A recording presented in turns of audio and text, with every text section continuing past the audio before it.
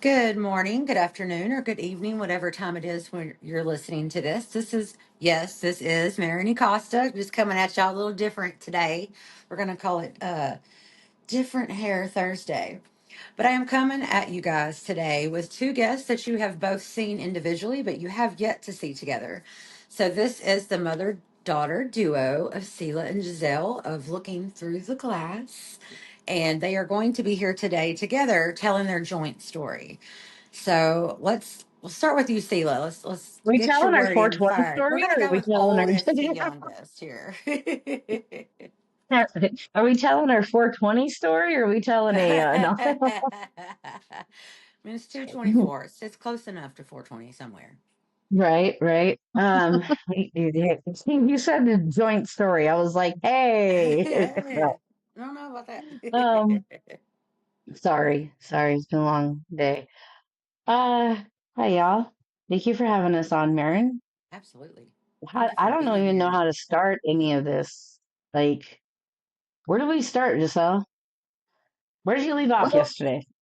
I kind of got a little bit of in on mine. I kind of went everywhere. Honestly, the insane part is that with our stories is we're both going through something at the same time.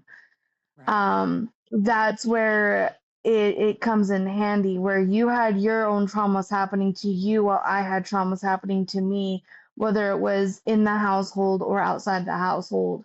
And I think that's where it really divided us, where we didn't, I could see what you were going through, but I still, had Can't that do I it can't alone stand because my that's mom school is what you situation. do with kids. Yeah. Um, so I feel that, as you were going through your traumas, I was going through mine, and that's what really split us apart. And it wasn't until you started seeing the psychotic side of that husband that you were with at the time, is when you started seeing, okay, well, maybe she isn't lying, maybe she has been telling the truth, and Yeah. and that's what started our rebuilding of a relationship. You started to hear me out more. You started to actually see where things were, I was being lied about to you on multiple accounts by multiple people. Yeah, yeah, you were being lied to me about, and I just want to put out there that she had kids lying to me about her as well. So it was like not just the in-home dynamics that my ex-husband was making up stuff on her. He had neighborhood kids making up stuff on her to get her in trouble too. So it was like, but what really happened was like, so she was 12 years old and she was Giselle's always been a very hard-headed person, and I thank God for it because it makes her who she is. Yep. But there was that rebelliousness. She was rebelling, and of course, she had every right. She was acting out, is what it was. It wasn't Right. rebellion. It was acting out. But at the time, I seen it as rebellion. Once I realized she's about to hit 13, and I was like, oh boy, like she's already doing these things, and these things. How in the hell am I supposed to keep her safe as a 13-year-old and this and that? And I just started doing some little introspection, and that's when I just kind of was like, well, if you want to change your relationship, you're the fucking adult. Like literally, this is what I'm telling myself is who's the fucking adult? If you want to change the relationship, then you need to change you. You need to change how you parent. And then that's when things started changing. But what changed was when it really, really changed was only recently. That's when it really, really changed. When we started looking through the glass together and we both made a promise to each other when we started looking through the glass because it was we're going to make sure that we're very honest and raw on it. And we made a promise to each other that we would be honest and that we would put it out there. We would just put it out there no matter what it was. We would just put it out there for others to see that no, I fucked her up. I have I have beat her. I have ignored her. I have told her that she was lying when she wasn't. I have I have denied her emotions and took away all validations for her and what her and her experiences her entire life. And I needed to change that. And so when we started it and then getting clean, there was more and more guidance, you know, I Yeah. guess. And then, I just started changing. With my healing, I wasn't such a raging bitch. I started healing me. And then, she got the courage. I applaud the amount of courage that she had to even make the promise that she made with me when she made it to me, because I was not nowhere near the healed person that I am today.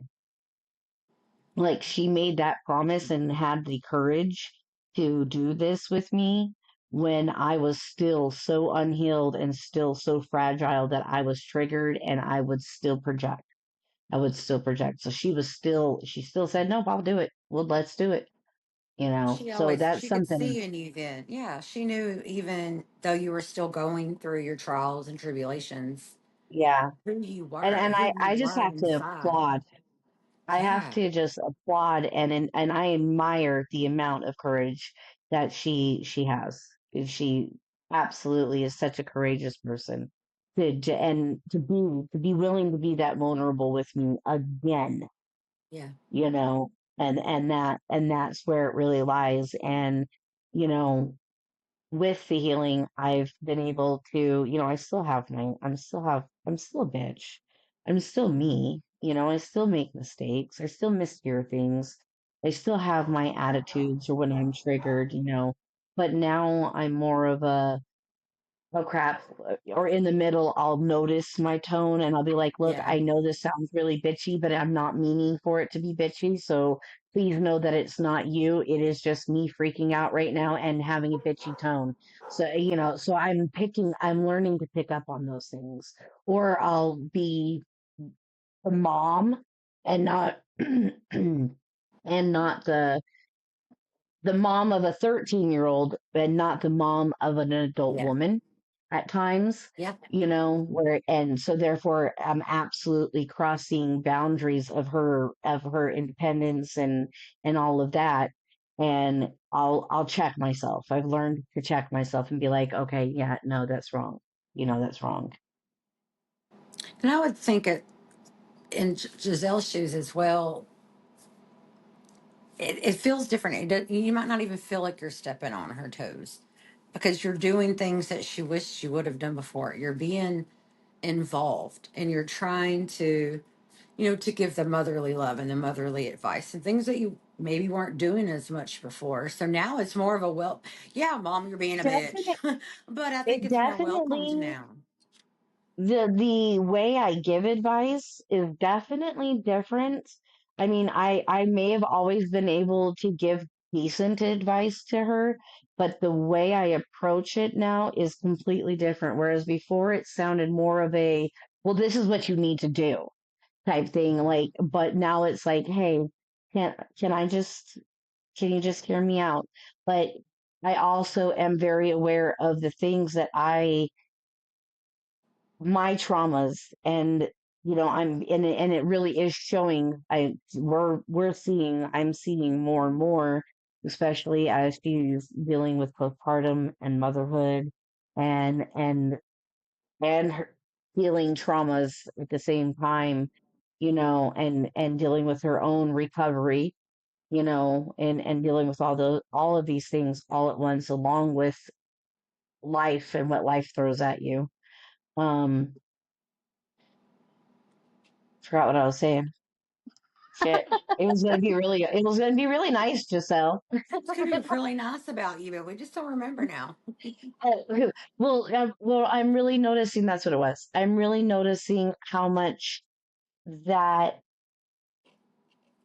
old me, I can see the older me, like the me that was so, I just seen me and it was like, and I just told her the other day, I said, honey, I want you to stop and think for just 1 minute. I'm, you know, I know you're going through all this, and I'm not diminishing anything that you're going through. I know that you're going through all of this, and you absolutely, it is rough, it is difficult, and you are doing amazing. And I just want you to just listen to me. I said, just maybe. I said, because when you're talking, I'm hearing a lot of the things that I was going through when you were younger. Maybe, just maybe, is it you that's actually your mom's old projections onto you? That maybe just stop and think about that. That's how I give advice now. That's how I do it. And you see the difference, Giselle, and Oh y'all's. my God. So there is a huge difference in my mom from, growing up. And a lot of the difference that I started when I started to see the difference, yes, touch yourself on the back. Um, For all the listeners, and I'm patting myself on the back right now. Oh, there we go. you I'm getting know, a pat. but growing up, I've seen a lot of my unhealed mom. I've seen a lot of I just say a specific word or come at her in a specific tone, and she would all hell broke loose. And Zero to 100 in no time. and so there was a point when I talked about going to Oklahoma. We our relationship was a little frail, but I had a lot going on. She had a lot going on. And we were like, it just might work out for the best for me, get me out of Vegas. Vegas is Yeah. not the city to grow up in. And so, we agreed. And I think that when we had that time apart is where it really, really cut into our relationship and we realized how much we miss each other, how much we were fond of each other. But Yeah, you needed yeah. each other. I have to agree. Yeah, there was a lot of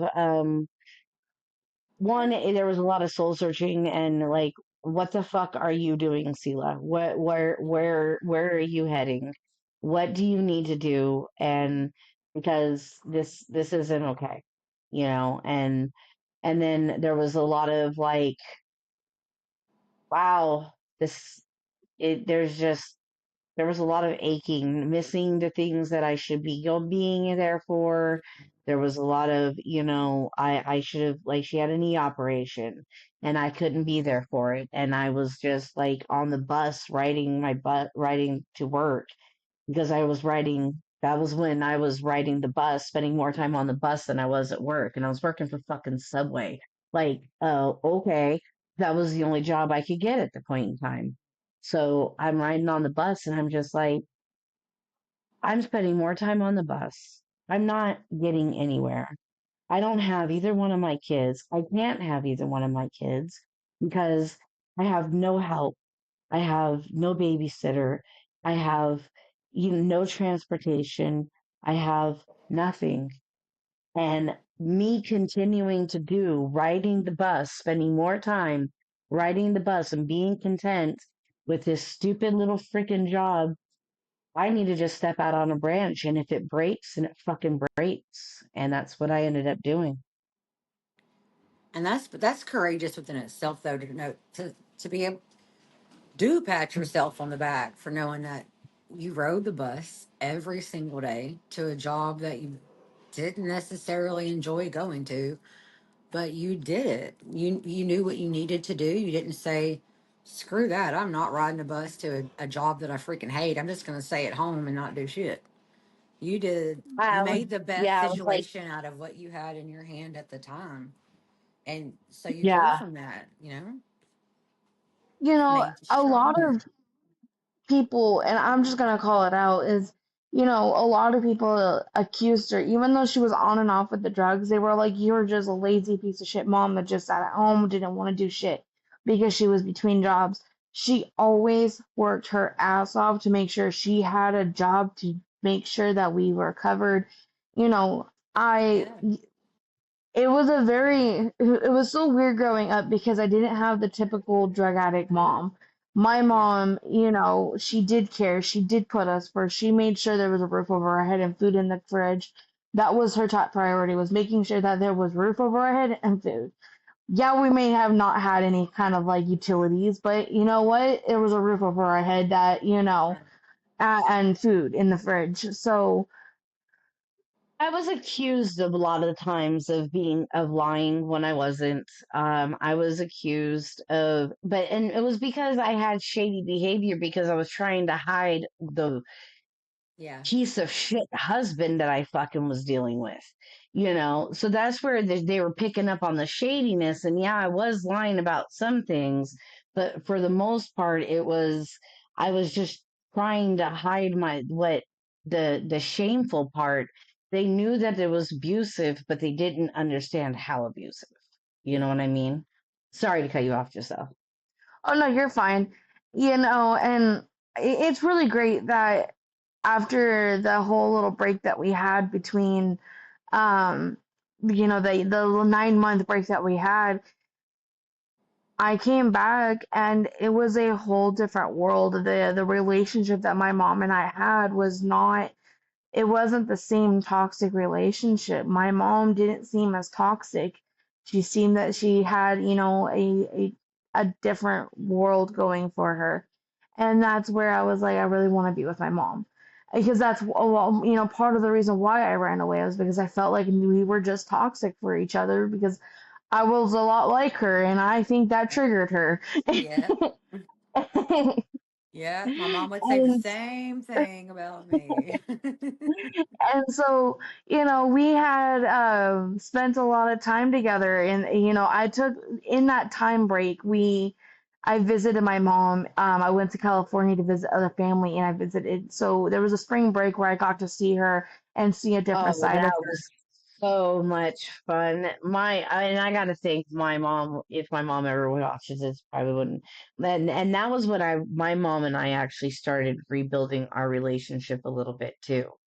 It's really funny. Like literally, there is 3 generations of like my mom watching us Yeah. build, like do it is really pushing her into wanting to talk more about the things that her and I went through, you Yeah. know. But I cut you off again. I'm sorry, Giselle. That was around the time where I noticed the change, and it was a lot of fun, having that family bonding time with my grandma, my siblings, and my mom. It was amazing, and so by that time that summer came around, it was my mom is not the same person anymore. This is, she's not toxic. She's not yelling at me for all these things. She's actually talking to me about these things and I was able to open up to her a little bit more. And then I decided to stay in Vegas and live with her. There was a whole bunch of drama that went down, but then it was she hit her head and she lashed out in a way of I talked about how she choked me down the hall and was like, Wow. it took a lot to get her off of me. And that brought up because it was so fresh and so new of the healing part, it was immediately I jumped back and went, no, this is not okay. And I refused to go through this toxic life. I thought we were done with it. And so after that time, it just seemed like the toxicity came back because she was always angry about something. I always felt like she was always upset about something. It felt like we could do nothing right. Yeah. And it was really hard because she was always very angry and I didn't know why. And it's one of those things where I didn't think our relationship was ever going to repair again. Because we started to repair and then I just was like, I can't do this anymore. It was I like a can't live. betrayal. It Even though felt I like a didn't have control over it, like I didn't have control over it. It was the PTSD with the head injury. It still hurts to hear that I did it, though. Right. But it was like a betrayal. It was literally a betrayal. Like I love bombed her, and then like here I was right back to the evil bitch that I was prior, the toxic, non-healed. You know. and then it Well, went, but then it went like tenfold because it Yeah. was. because of the head injury and everything. It was Yeah. just worse at this point. And when you're going through something so traumatic at the same time of trying to heal, it's so hard to decipher what is real and what's not.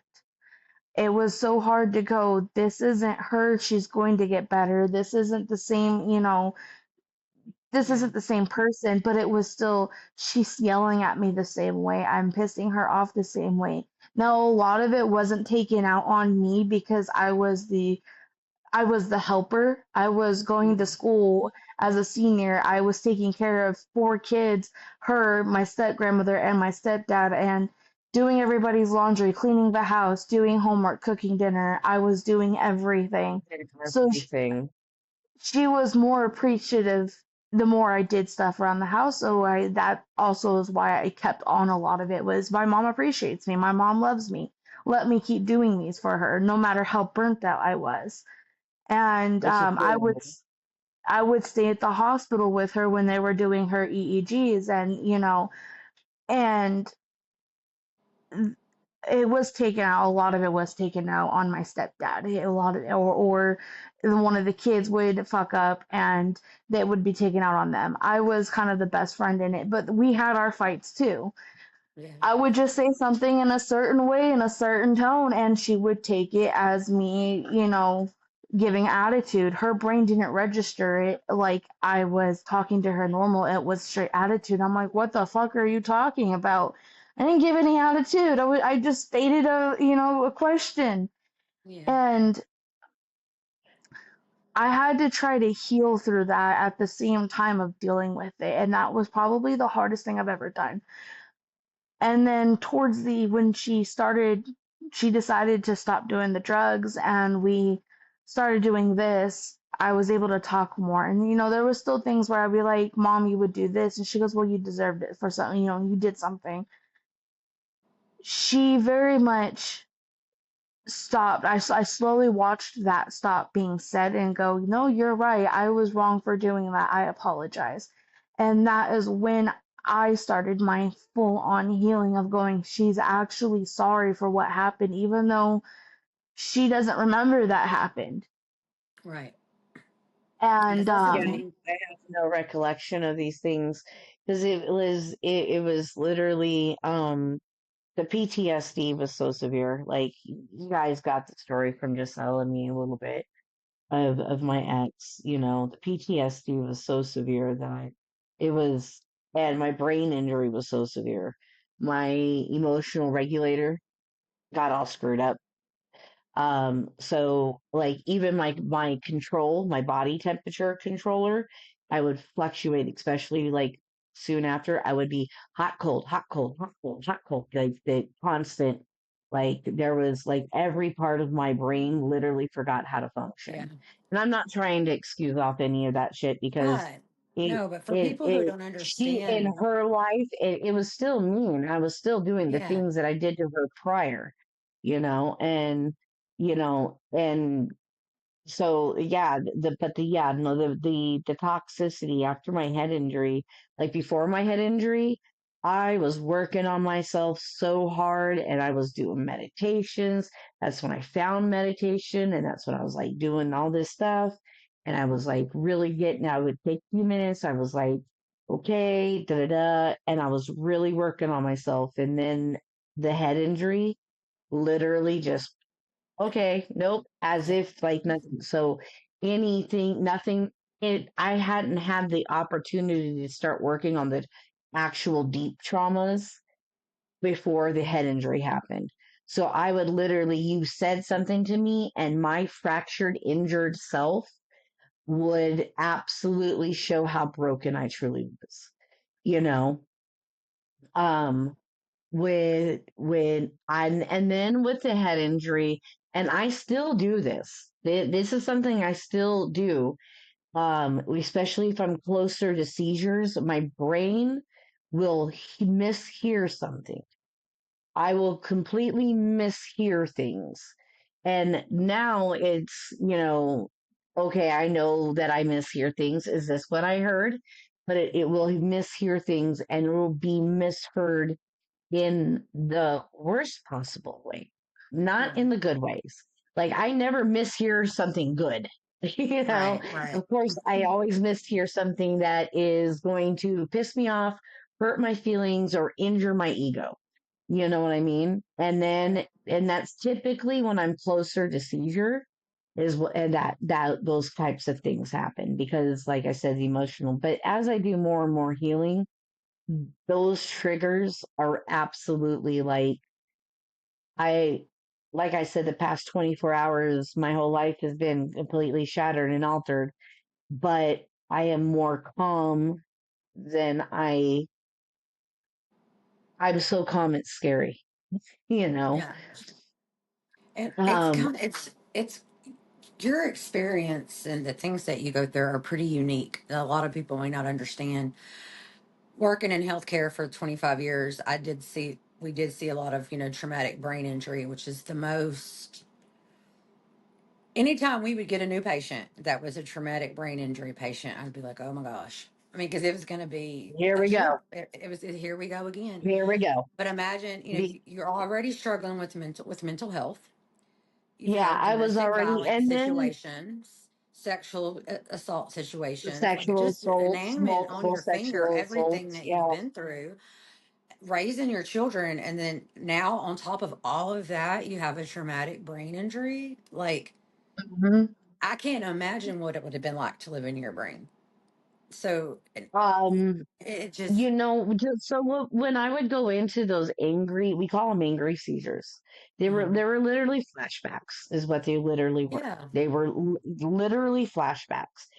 It was one of the weirdest and most confusing place to be because and then when you add my entire independence. Well, I was measured based on my independence. My mama raised me to be an independent woman. yeah, And so if I'm not independent, not capable of taking care of myself, then what kind of fucking woman are you? yeah, I'm disappointed. And so my independence, my worth was absolutely was based on what I could produce and my independence. Like literally, no joke. How much I could do for myself. My worth was based on those things. How much I could rely on myself and what I can do for others. And when, especially, going from taking care of all the kids and having my shit together and being able to do all these things to not even being able to go to the bathroom without uh being babysat because I was having seizures on the toilet, yeah, not being able to take a shower, and emotional stress is my biggest and hardest trigger along with flights. So emotional, and then at that point in time my emotional regulator was not working and I had such deep traumas. My traumas run so deep that I don't even have full memory. I'm still working on this shit, you yeah, know. So I lost my full independence. I already wasn't working, so I was already feeling bad, but there was a household that I had to take care of. So it was like, okay, it's okay. And then I was no longer able to take care of my kids. I was no longer able to take care of my husband. I couldn't do dinner. I still can't cook dinner on my own, and it weighs on me, you know? Like I couldn't do any driving. If I got angry, which was all the time because what is the most common default emotion that people do? Anger.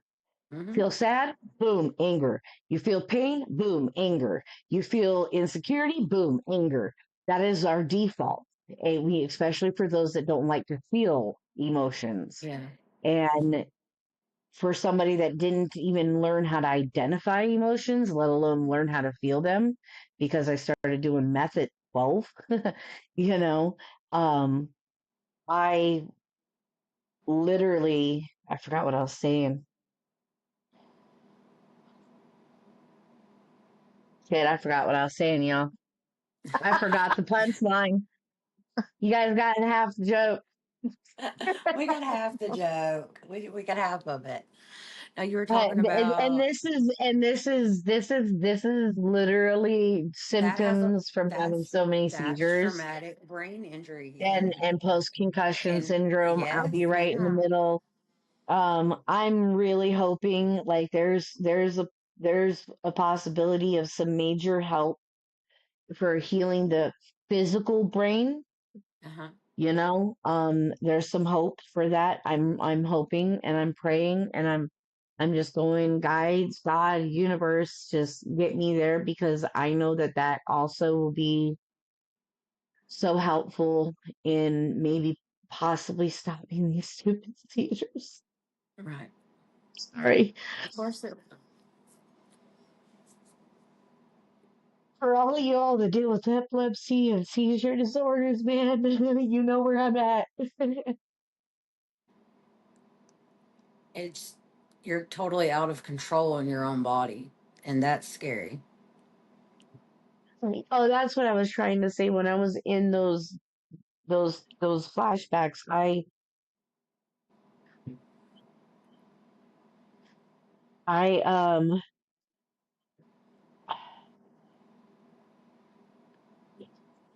sometimes I could there would be sometimes I could recall some things, but it was like I was there and I was feeling the anger and I was like there was someone back there trying to tell me to stop, but I literally didn't know.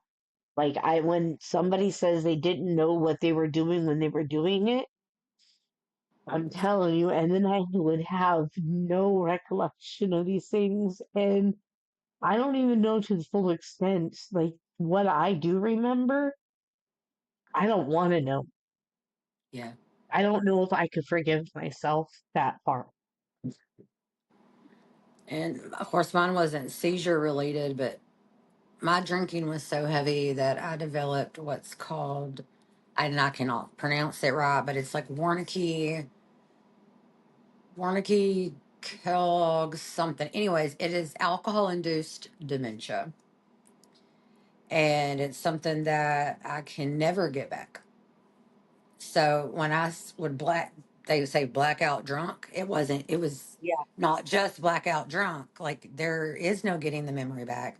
And then I would get to where I wasn't even that drunk. I'm just a little bit tipsy, but remember nothing from the evening. I can remember nothing after I would drink. And that's Yeah. scary. And then you have your husband telling you, you did this and you said this. And I'm so gentle and so mild and so cool and calm and collected, but I was an asshole. And that's not a part of me that I ever let him see. For one, I'm never an asshole to him. He's an amazing man. I've never had to be an asshole to him. But apparently, when the drinking got so bad, I was the biggest asshole. And I said mean things. And it breaks your heart because I don't want to know what I said. It's like on one hand, I Yeah. do. I want to know just so that I can try to remember, but I can't remember anyway. So I don't want to know. You don't want to know that you've hurt people with your words when you didn't. Not only did you not mean them, you don't even remember saying them. That's Yeah. scary. Well, I also when I did this recovery and I did the radical acceptance, Hmm. part of my radical acceptance was the fact of you're going to have to understand and take accountability for the physical things. You may have not been there, but that was your freaking face, that was your voice, and that was you, and you're going to have to take accountability and not try to defend yourself and just Yeah. go, I'm so sorry. You know, and I knew that was one of the things that I contended with, but I was fortunate enough to like now like I still get emotional, but I'm already emotional. Oh, I'm always emotional. I'm a cancer, a very sensitive Yeah. cancery So cancer. is she. Oh, that's why we all get along. I'm a Pisces. So that's why we get along so well. We understand each other so well. We're all water signs. Yep. Yep. And I'm The the one thing definite definition of a water sign. I am the most. I'm the most cancer you can be. And I'm Pisces. I'm very Pisces. There's Pisces very heavy in multiple places in my chart. Like very, very heavy Pisces and then some Virgo. But what were you gonna say, Giselle? I was gonna say, I think what I've noticed, and I've said this with when I did Maren, when I was with Maren yesterday. Um, a lot of what's going on with generations is that they're okay with cutting off their toxic parents. And a lot of it's because they don't never really had a good relationship with their toxic parents. Our relationship, we've always had some kind of good, even though there was toxicity in between. There was still a lot of good. There was still a lot there was a relationship to save. And, been seeing more and more where there's people who are like, well, I want to save this relationship with this family member, but at the same time, there's just a lot of toxicity. They won't, accept their side of things, or, the trauma that they caused. And I think at some point you have to recognize if they're never going to accept the trauma that they caused, are you ready to be okay with carrying on that relationship with them, whether they're going to accept that talk, what they've done. Right. And because that's kind of where I was with a lot of family members when I was pregnant, was I started going, are these relationships worth saving? Are they worth my time? Or are they worth, burning that bridge and never rebuilding it? And, I've burned a couple bridges um in that time, but I could never see me burning the bridge with my mom. Now, Right. I was reaching a point where do I really want to continue this? Is this going to be the continuous cycle in our relationship where we're okay for a little bit, but I say something in the wrong way, or I say something where I don't agree with, the decision she's making, and we go in a full blown, fight. Is this something I'm going to be okay with? No, I didn't want to keep doing it. I didn't want to keep these fights.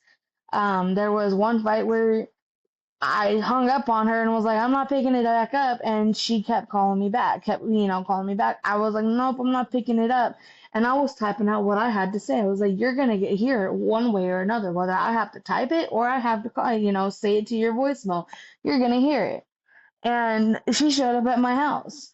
Well, when I found out that she was on her way, I was like, I'm prepped for a full on altercation. Like, we were going to have a full on fight. And no, she just walked in, hugged me, and apologized to me. And, you know, that was not what I was ready for. She changed the dynamic, realizing this isn't going to help us. Me showing up and starting a fight isn't going to help us. Let me start this off differently. And we hugged and then we talked. And, it wasn't one sided, it was both sides spoke. And this works for any kind of relationship, in I was all about to say the honesty. same thing. Yeah. That's why our divorce rate's so high lately. I mean, people get married and all of a sudden they start having a lot, issues in their marriage for whatever reason, whether it's just money problems or life in general, kids, whatever. And it's Past just traumas. it's too hard. And they're just like, divorce. I mean, I but think it's the past ones that traumas is stick one of it the out. It is. Yeah. I think past traumas is one of the things that's absolutely uh contributes to the divorce rate the most. Unresolved Yeah. past traumas. And childhood traumas Yeah. is one of the things I think is contributes to the divorce rate more than anything, because when you heal, then you're showing the real you. When you go into a relationship, you think you might be healed, or you whatever, or you Yeah. got that surface healing. Well, that you only got that surface you know. So it's you got to show up for yourself. Right. And it takes that strong partner too to get to know you, the It real Hmm. does take you, that your strong trauma, partner. And your quirks. yeah, That's one thing I'm so lucky and blessed that my husband has done because, especially with, I mean, everything I've been through aside, just borderline personality disorder by itself, not even mentioning anything else I've been through. That's a Borderline very hard personality disease disorder to is deal with. a contender. Yeah, it is a Yes, difficult thing to I contend with. literally had to explain. He never heard of it. He didn't know anything about it. I kept saying, he kept saying bipolar, and I'm like, no, no, no, completely different disorder. And I was like, Well, you they need to do research. overlap in They do symptoms, overlap. Yes, but absolutely. in the way that you approach the disorder is got to be different because they Yeah. are different.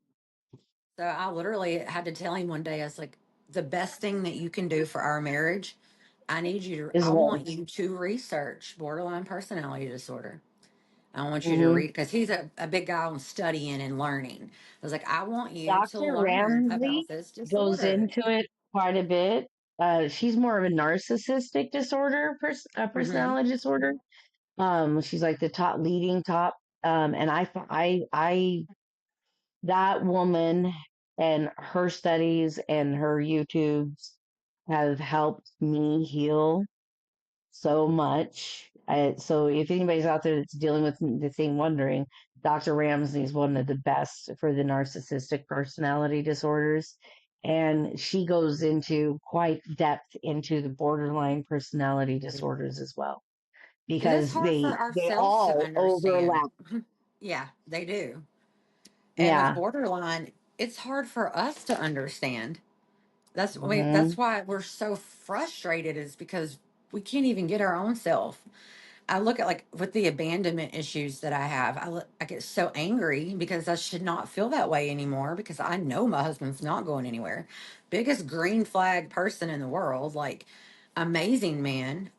Can't say hardly anything negative about the man, but still every single day it's, why is he with me? Why me? Does he really love me? What's the real deal? Like, my Cutting out, issues girl. are the There problem. you Oh, go. okay.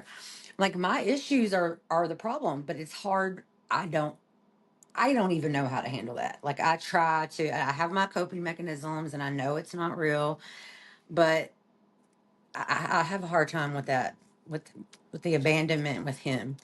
So I just have to realize that he does love you, Maren, and you just need to shut the fuck up. Abandonment issues are They're my problems and not ours, and he loves you, and he doesn't yeah, even see abandonment this issue issues, right now. especially yeah, So, but yeah, so that their divorce yeah, rates well, are, they're relationship very difficult to issues. contend with.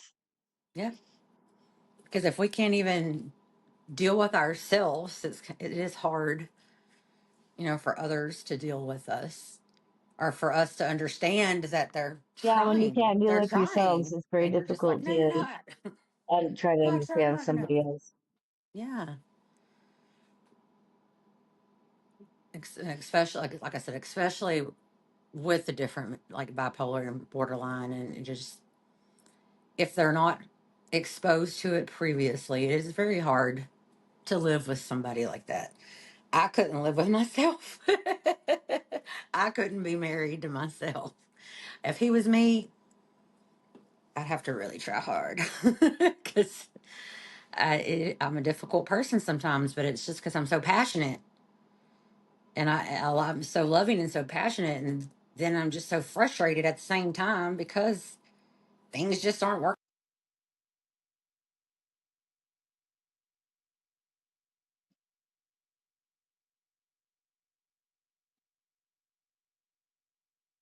Hmm.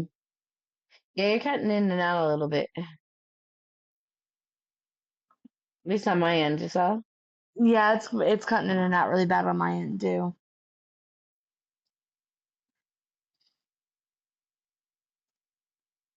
Oh, shows we're recording.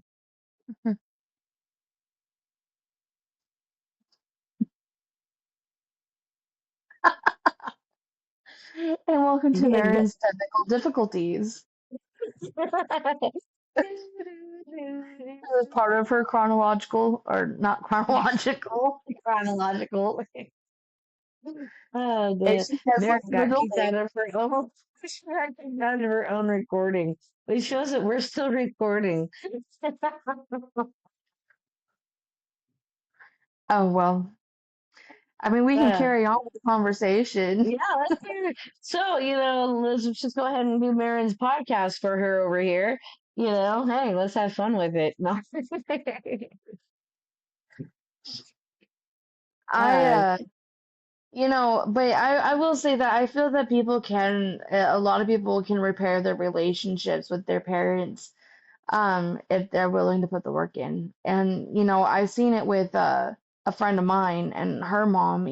She grew up way worse than I have, and her mom was nothing like how you were, and how here she is, to now, and her mom have a better relationship. I can tell you that. Well, I mean, we both know that it's well worth the try. Now I understand some relationships you just have to, and there's no saving, and I understand the hurt of not being able to have them.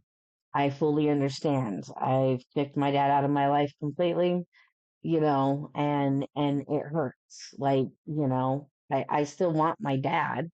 I still have that little girl that just wants her dad in the end, but I just had to learn to okay.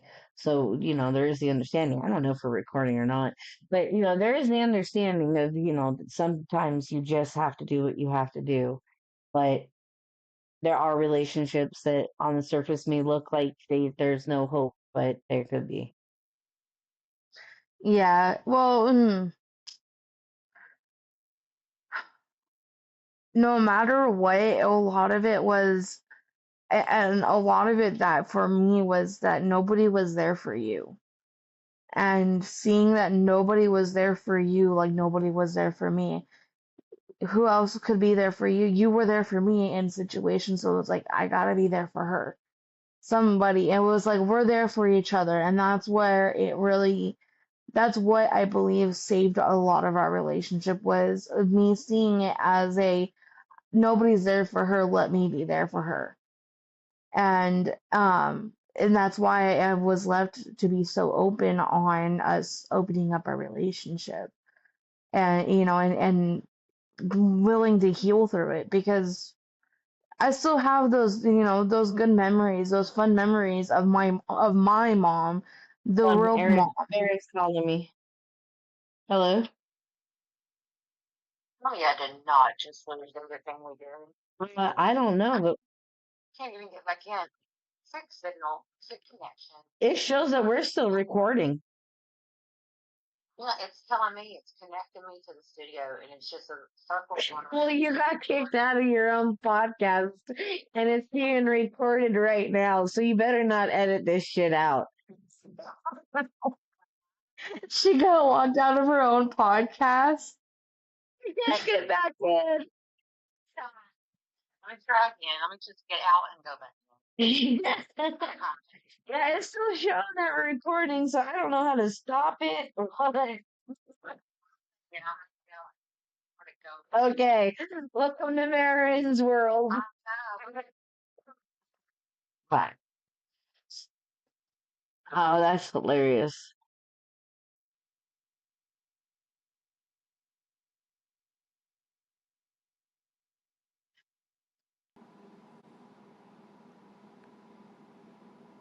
well, I see boxes. Yay! Yeah, it's still showing that we're recording. I don't see faces. It's It still didn't going start, on my side. and mine just restarted again.